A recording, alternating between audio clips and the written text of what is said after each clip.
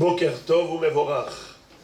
Vous savez que nous avons la possibilité d'accomplir une mitzvah de la Torah, c'est celle de porter les tzitzit. Comme il est écrit, Ve'asulahem tzitzit al kanfe bigdehem. Mais cette mitzvah ne peut avoir lieu que si on porte un vêtement de 4 coins. Si on n'a pas de vêtement sur soi qui a 4 coins, eh bien, la mitzvah n'a pas lieu d'être. Puisqu'il est écrit clairement dans la Torah Parashat Kitetse, Gedilim ta'aselecha al arba kanfot kesutra. Tu vas accrocher et attacher des fils, des franges aux 4 coins de ton vêtement.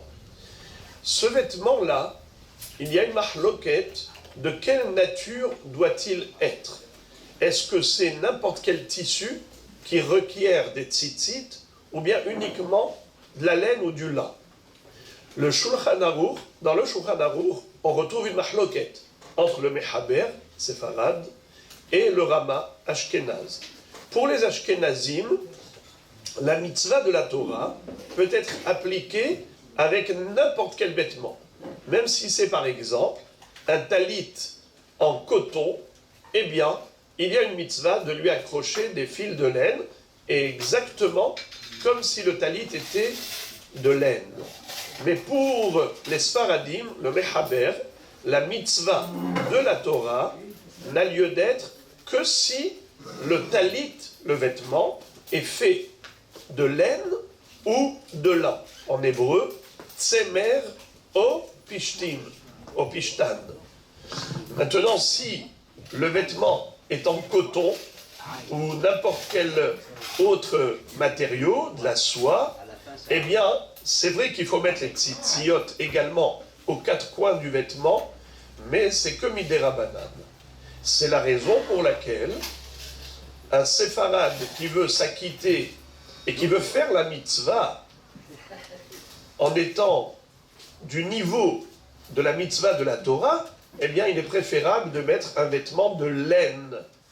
Mais s'il fait trop chaud et qu'à cause de cela, il ne peut pas supporter de la laine, et qu'il met un tissu en coton, un talit en coton, eh bien, il accomplit tout de même une mitzvah d'Erabanan. C'est pas comme s'il avait mis un talit de laine, qui est une mitzvah de la Torah. On accroche des fils aux 4 coins du vêtement. Combien de rondelles? Combien de nœuds? Combien de fils? Il y a 8 fils et 5 nœuds. Combien de rondelles? Alors là, on a 2 chitotes. Il y a le Shulchan Aruch, il y a le Harizal. D'après le Harizal, il y a 26 rondelles. Dans l'ordre du nom divin, Yud, Ke, Vav, Ke, on va faire des rondelles, des nœuds. Des rondelles, des nœuds. Combien de rondelles? D'abord 10, ensuite 5, ensuite 6, ensuite 5. Comme les 4 lettres du tétragramme. Tandis que d'après le Shulchan Aruch, Rabbi Yosef Karo, on mettra 39 rondelles. 7, 8, 11, 13. Ça fait en tout combien? Ça fait 39. 39, c'est l'équivalent de 26 et 13. C'est exactement la valeur numérique de Hashem Ehad. Hashem, c'est 26, Ehad, c'est 13, en tout, c'est 39. Et en effet, au travers de ces fils qu'on accroche aux 4 coins de notre vêtement, pour accomplir la mitzvah de la Torah, on proclame de cette manière que Hachem est le maître de tout le monde, dans les 4 points cardinaux, du nord au sud, de l'est à l'ouest, tout le cosmos a été créé par Dieu, et c'est lui le maître du monde. Ainsi, on accroche des petits limes avec le nom d'Hachem dans les 4 coins du vêtement pour dire que partout, et tout le temps, Hachem Elokeinu, Hachem Ehad. On proclame l'unicité de Dieu. Je vais terminer par un dernier détail. Aujourd'hui, il y a une mode, c'est les t-shirts talit, tzitzit. Quel est le détail auquel il faut faire attention? Il faut faire attention que la majorité du côté soit ouvert. C'est-à-dire que pour avoir 4 coins, le t-shirt, qu'est-ce qu'on lui fait? On le coupe avec des ciseaux sur les côtés. Comme ça fait 4 coins.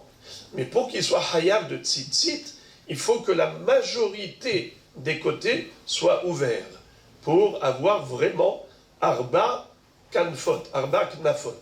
Voilà donc quelques idées concernant cette mitzvah importante de tzitzit qu'on peut appliquer et accomplir à chaque seconde que le talit est sur nous.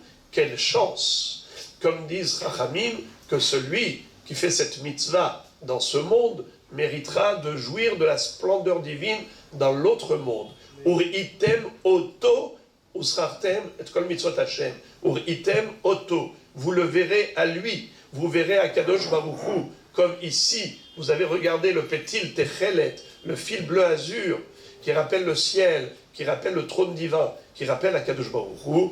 Ainsi, dans le Olam Haba, vous mériterez de voir la Shekhinah et de jouir de la splendeur divine. Ashrenu matov chelkenu. Merci Hachem de nous donner l'occasion d'accomplir des mitzvot.